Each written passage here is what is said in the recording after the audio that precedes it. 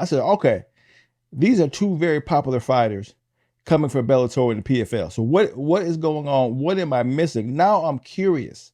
Okay, am I missing something when the PFL is doing big things, they're backed by real money, right? But yet they can't keep two of their prominent stars, right?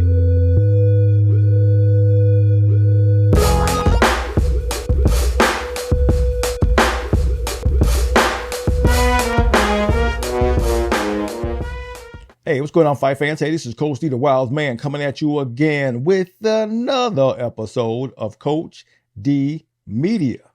Now, you know I do with Coach D Media. I talk about all things combat sports related, from the highs to the lows. All right, let's go ahead and get back into it. So, I've been watching on UFC. Everybody's getting ready for 300. We're looking to see what kind of card it's going to be, and it's turned out to be pretty good. So I'm like, okay, great card. I'm looking forward to seeing it. Let's move on. But then I saw where Dana White made the announcement that Kayla Harrison is being picked up by the UFC, and she's going to fight Holly Holmes. I'm like, okay, well, hey, that's a pretty big blue chipper coming from the PFL. I said, okay. Then I started doing the math, and I forgot that Venom Page was also coming from Bellator, and he's getting ready to fight freaking Kevin Holland. I said, okay, these are two very popular fighters coming from Bellator and the PFL. So what is going on? What am I missing? Now I'm curious. Okay, am I missing something when the PFL is doing big things, they're backed by real money, right? But yet they can't keep two of their prominent stars, right? So I'm starting to, process it in my head. I kind of get Kayla Harris, right? She's looking for a bigger spectrum of female fighters. There's not a lot of female fighters in the PFL. There's not a lot of female fighters in Bellator, right? So she's gonna have a lot of repeat fights.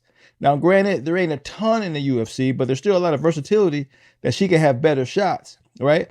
And maybe she felt like her fame is stagnated, in the PFL. She got to make some changes, right? Maybe she want a bigger platform. Who knows, right?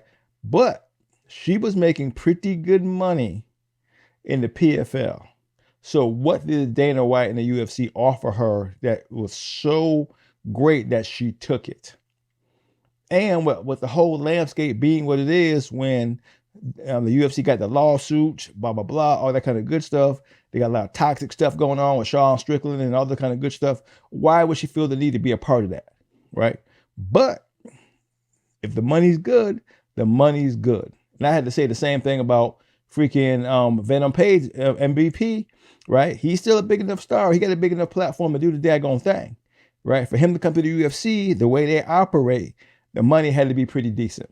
So I'm like, okay, that brings up not a huge red flag, or not even a red flag, but that does bring up a concern that freaking the PFL and Bellator, with everything they got going on, could still lose two stars like that. That means the UFC is still in the game. They got some stroke and they can come off some money. So either what we think the money being spent in the PFL is not what we think it is, right? And the UFC still got the bigger pockets, or whatever contract they got was just too good, right? Because Kayla Harris gets rolled out of UFC 300, which is a pretty big deal. She's fighting Holly Holmes. Holly Holmes is kind of past that prime, but she's still a relevant fighter. She still got some skills that can give Kayla Harris some problems. So I can see that. And freaking Venom Page and Kevin Holland going to steal the show, right? Them two barn burners are going to turn it up a notch. And that'd be a good test for Venom Page in the UFC. So yeah, all the way around, that's pretty daggone interesting. I'm cool to see where they're going to go with that, right? But like I said, that made me think maybe the PFL has still got some things to iron out.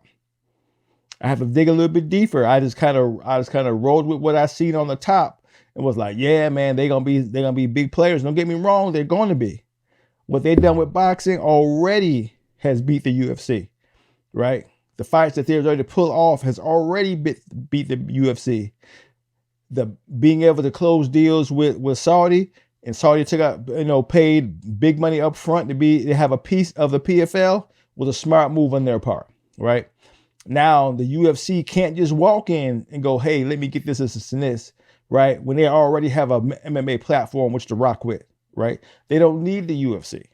Now, don't get me wrong, the UFC had tons of stars, right?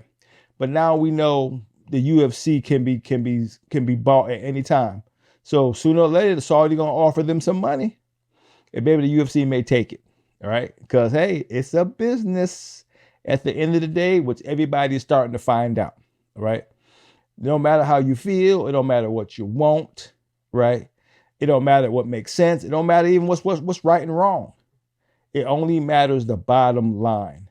With the UFC taking the sponsorship from Bud Light when Bud Light was going through these crap they were going through, because it all came down to the bottom line. It don't matter the optics. It don't matter how it looks. It matters, does it pay? And that's what it comes down to.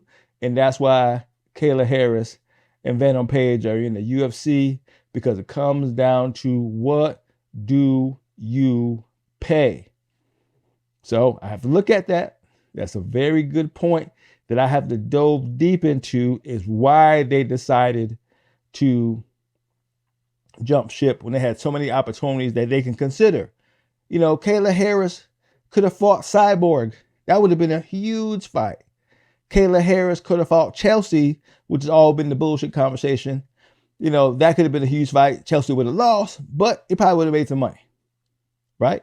So Kayla still had some options. I'm not sure how many options Page had. Maybe he's one. Freaking Kevin Holland is a way bigger fight in the UFC than he can do in the PFL right now. Right? But like I said, is it the size of the fight or the size of the pay? That's what I want to find out. Because the size of the fight don't mean you getting paid. It means the UFC getting paid. That don't mean you getting paid.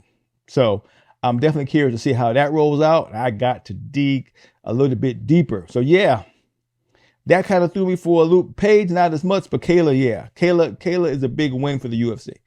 I think so. Big win for the UFC.